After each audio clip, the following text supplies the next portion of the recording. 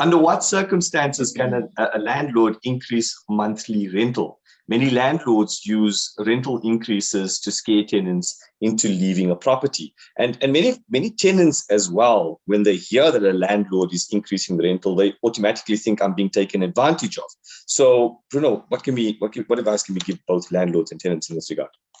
Look, so quick fire, check your lease agreement. Escalation clauses are always in the lease agreement. They have to be in the lease agreement for you to because bear in mind that the agreement of a rental figure is meeting of the minds between the parties, and that's the basis of a contract, right? So unless your minds have met with respect to how the rent is going to be adjusted over a period of time, then there is no basis to adjust it.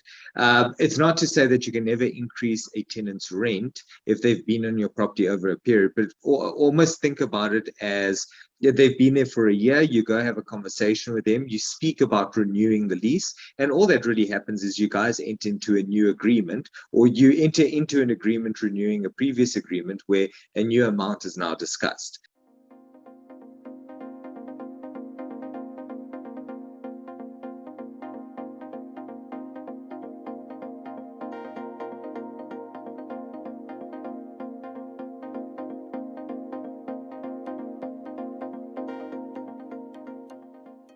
Simple as that.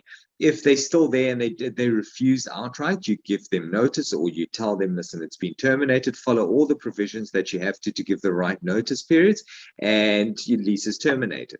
So I wouldn't, rental escalation isn't supposed to be used as a threat to anyone, but it can be to the degree that if you've been there for over a year, you're on a month-to-month lease, and a landlord comes and says, listen, pay X amount, otherwise I'm terminating. In as much as that's a threat, yes, it's allowable, because the landlord is allowed to say, well, if you're not going to pay me more, I'm going to, ask you to leave, go find another place, and I'll just get a new tenant in. That's not an undue threat, if you want to put it like that. That's business. That's the commercial side of a lease. Free market system. That was my quick fire. But interestingly on that point though, just bear in mind that there's the flip side of this. So I've seen with a lot of inner city buildings that we work on, where the rental housing tribunal suddenly decides to jump in and say that the rent that you are charging isn't actually fair. So there is our housing system, especially when it comes to like low income housing and that type of residential housing, and a person's rights being impacted, the Rental Housing Act or tribunal can jump in.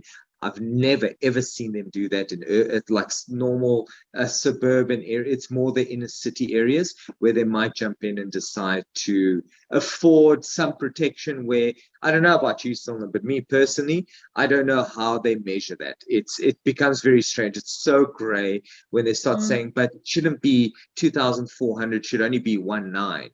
And like, I don't really have a grasp on how they make up their mind with that, but they make orders, or awards, and then you as a landlord need to stick to it. But very, very seldom. They normally do leave it in the hands of the landlord unless they find it's very, very excessive and shouldn't be the case. But exactly, because the Act says you're not allowed to charge exorbitant rentals, and I always wonder. So and the truth is, I mean, that could be. It's going to be subjective every day of the week, but if you look at the similar property, similar area, at least it gives you an indication. And if you're far out, well, you're probably not going to get a tenant, back to my free market system.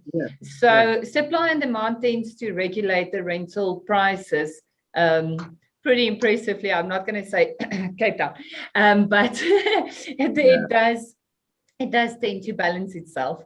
It does. I suppose, and I think that's why I've only ever seen it applied in your lower income areas, because I think there it works very differently. There, you're relying on the landlord to for security. You're relying on the landlord for the elevator to work. You're relying on the landlord for a fire safety, for even control over other tenants to make sure that, within the building itself, there's a level of safety.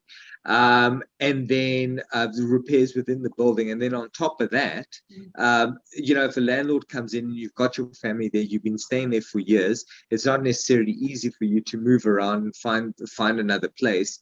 So you are almost like on that border where protection may be necessary if a landlord comes and says, well, I don't care, I expect you to pay double tomorrow or you're on the street. I think people like that might need more protection, but that's why you really see it and you really hear about it, is because it's left for those very special circumstances. Like Cilna says, the market dictates the price. If you walk into any area and you go, oh, your flat is 4,000, your flat's 3,000, you go for the 3,000. When they increase it to 5, you go to the 4,000 rand guy. Yeah, and I do want to correct on that point. I do want to correct myself in saying the supply and demand thing. That is why the Act says that. Because in fairness, in your low-cost housing, your extreme low-cost housing, demand is massive.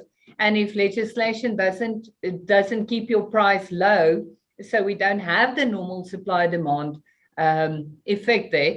Okay, I was wrong. I'm sorry. It's very necessary in those kind of properties. That's why it's there. Well, I don't think you were wrong. I think you actually said that, but yeah, anyway, yeah. So no, I was wrong in my own head. I know I was wrong. I didn't say it out loud, but I